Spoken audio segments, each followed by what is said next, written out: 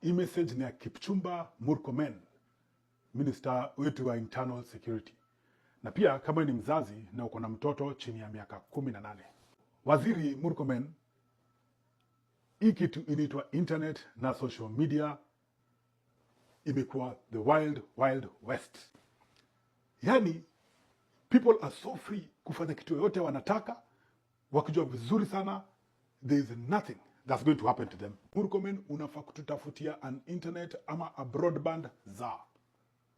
We need a broadband za ambaye akona ofisi yake mzuri sana, a well-oiled operation. Si ofisi iko na njaa, ofisi imekewa pesa vizuri. Ofisi yenye inaraniwa with the senior superintendent of police ndio anakuwa hapo as the top cop in that organization. And even if it is a civilian mwenye atakuwa in charge of hiyo kitu yote, usituwekee mtu kama ule mtu mwenye ule alikuwa na mustache na hairline hapa iko nyuma kama inchi na Volkswagen, anakuwa riding on a high horse ni kama yeye ndo anajuana na Mungu. Akifanya film commission what doing nothing over there. Legacy zero. Tunataka a serious organization yenye inaweza watch internet, because hapa kwa internet kitu kinafanyika, number one, watu of course wana impersonate wengine. So there are people who are really working hard. Content creators work so hard, lakini hakuna mtu ana appreciate job yao. Content creators are working hard, but every work yenye wanafanya, kuna mwingine anakuja anatengeneza fake account, downloading these guys' videos, with the sole mission ya kwenda kuibia watu, kulaghai watu. How can you be a thief here? Na tuko na DCI ambaye wanasema they can protect our lives and our property. Isn't that supposed to be kila mali yenye tuko? Watoto wa watu, kuna watoto hapa kwa internet, watoto wengi. Sasa hapa ndio the number one place ya watu wanaenda, kuna watoto wadogo ni hapa kwa internet, hapa ndo wanatolewa zile video ambazo watu wako uchi, wengine wanataka kuona watu wako uchi na ni watoto. Yote iko hapa kwa internet.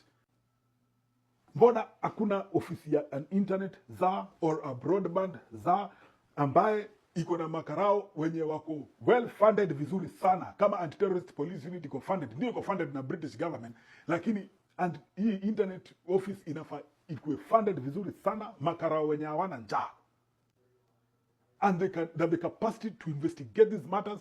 Unajua sako watu wengi sana hapa ni wahizi, ni wakora, ni wanachukua watoto wa watu, bibi za watu. Kuna mabibi za watu hapa. Your wives are not safe, your children are not safe, not here on the internet. Hakuna safety. Yani Kenya, ukitaka kukua criminal na uenjoy maisha yako mzuri kama criminal, ingia hapa kwa internet, utakuwa criminal mzuri sana. Utaibia watu pole pole. Watu wanapiga na misinformation nyingine serious. Juzi nimeona governor, whole governor anaambia watu ati Msomali anataka kutoa ID, anataka kuchukua ID ya Kenya. Akishachukua ID ya Kenya, aende achukue passport ya Kenya, aende States akakuwe terrorist, alipue nyumba huko. Mimi sijaisikia maisha yangu yote hapa, sijaisikia Msomali amefanya terrorism yote hapa Amerika. Never. As a matter of fact, there are more Somalis in America and Canada kushinda wa Kenya. Wako karibu 400,000. Wa Kenya hatujafika 300,000 between the United States and Canada. Watu wametumia passport ya Kenya. So which tells you passport gani ndio iko na nguvu kushinda ingine? Tunaambiwa hapa na governor ati Msomali atakuja hapa kuchukua. Sasa tunafaa kuwa tunaogopa sana. Huyo ndio terrorist. Yeye ndio terrorist. Anafanya tisa tuogope wa Somali, ati Msomali atakuja hapa. Yani vitu kama hizo, this is supposed to get, as long as message yako imeingia kwa internet na ni misinformation, na ni impersonation, na ni robbery, na ni theft, na ni murder, rape, nini, as long as iko kwa internet, hiyo ofisi inafaa kukimbia na shika mtu kama huyo, na huyo mtu anafaa kujibu maswali, because you cannot deceive people.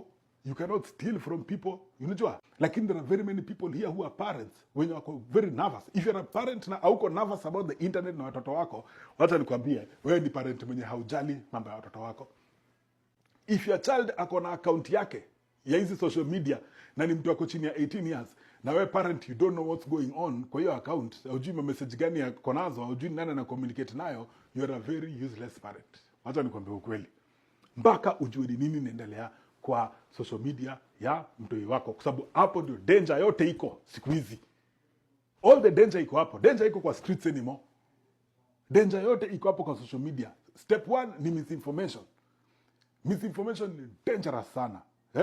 Watu wako na kwa misinformed hapa. Even adults are being misinformed. Watu wanakuwa misinformed hapa. People are losing their property, people are losing their lives hapa kwa internet. Yet gava haichukui kitu kama kitu serious. Tuna need ofisi poa sana Kenya yenye inaraniwa with a very serious za mwenye hataki michezo, na hawa watu wote wenye wanakuja hapa running scams on the internet, two timing people, si ati hata any running scams on the internet. Hao ni watu wenye wanafaa kuwa wanashikwa haraka sana, and something very serious inafanyika kwao. Internet ndio italeta kesi kubwa 2027. Hiyo mimi nishaona. 2027 internet ndio itachochea kila kitu yenye itafanyika. Already ishachochea. Already internet ndio imeleta ukabila. Unajua?